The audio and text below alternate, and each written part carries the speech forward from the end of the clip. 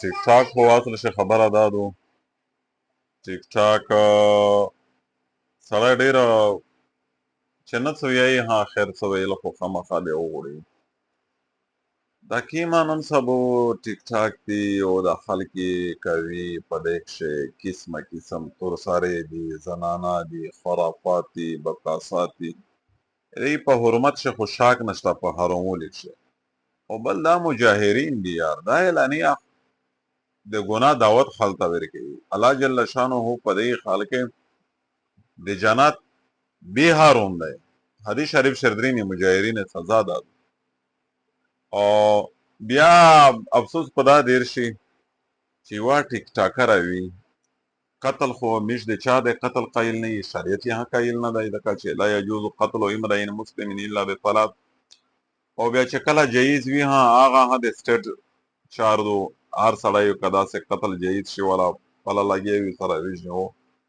چا په قتل قایل نه وي او نه دغې په فیور کښې په هر ګناهګور او دیندار په مرګ بیا زړه بدېږي واقعي پې دردېږي هم او انتهایی افسوس هم ورته دی خو سوال خو دا یې اصل شی افسوس خو سړي ته ویل شي چې یو ټیک ټاکر مرې قتل کوي ټوله دنیا سیرې نورې کوي او دای څه ہو گیا وہی څه ہو گیا اور اس کے والد صاحب نے حکومت سے مطالبه کیا او مغموم ہے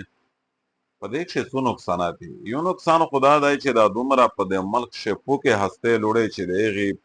په لیسټینه پې ډک دي د هغې په درجنې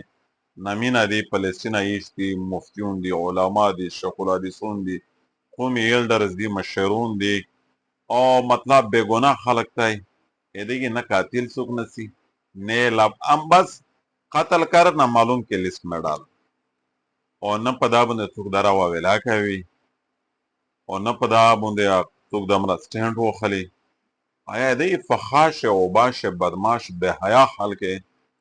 په قتل دمره سټینډ ویله وخت شي دغې کښې فیه ما فیه په دغې کښې څه دي چې دا خلک ټول په دا ګمراهۍ خوښ دی په دا بې عزتۍ بدنامۍ خوښ دی دغې شکار دی دا ملعوبات او دا مفسدات دغې اشتیاق لري دومره خبره دا هم وکړي چې آیا دغې انسان چې کله دا مړ شي قتل خو شه آیا مړ خو داسې شی دی چې دی نه خو څه نه میټاوي کېږي د دې خپلې زندګۍ څومره بد کردارۍ کړې دي آیا دا روز به روز د ده په عملنامه کښې دا ګناهي نه لیکل شي هره ریز دی په خپل غضب ککړ وي هره ریز په نوي نوي ګناهینه کښې مبتلا وي او خلک یې نوڅ کوي تشهیر کوي اکاګانې ولوي اکا د پردګرۍ ولا زنانه دي اکا د بل ګناه عمل کوونکي دي اکا دا ویس ورته یا گیم دا پبجی گیم دیکھا وہ کیا گیم ہے وہ جو लड़कियां लड़के आपस में बैठ कर वो फखश बातें करते हैं वो आपस में वो क्या नाम है उसका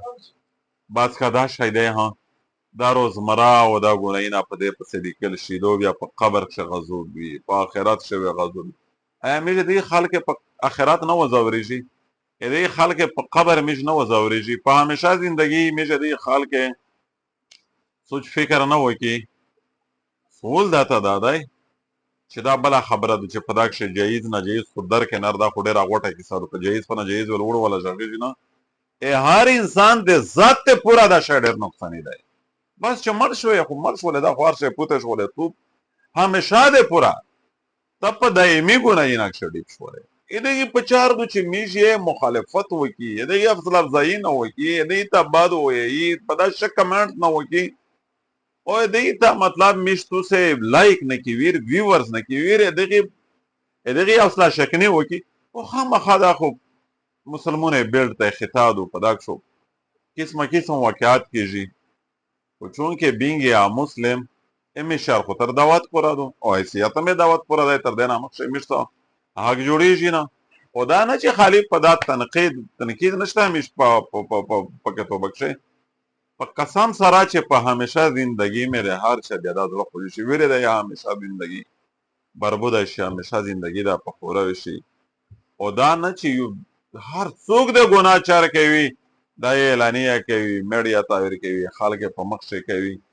دغه حوصله شکنی په چارو د ورځې زندگی دو مارک شته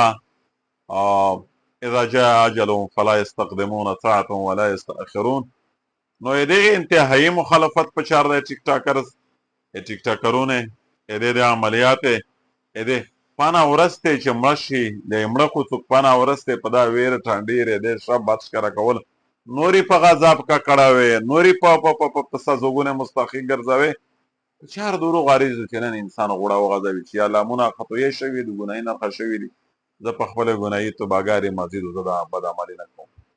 الله جل شانه خدا مو ته او توستا په دې عمل توفیق نصیب